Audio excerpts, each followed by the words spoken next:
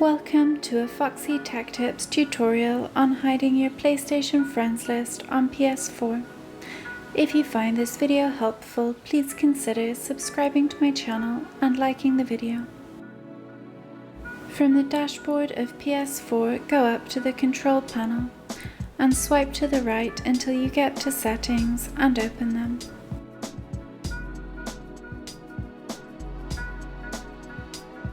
In Settings, select Account Management. Next, select Privacy Settings.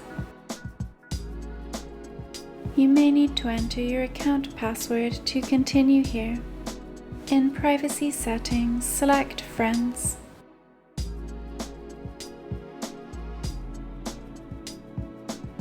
Now select Friends again. Click where it says Choose who can see your friends and change it to no one. Click Confirm once done. Your friends list will now be hidden from the public and even your friends on PS4. And that draws an end to this tutorial. Please like the video if you found it helpful and subscribe to Foxy Tech Tips for more PlayStation tips and tricks.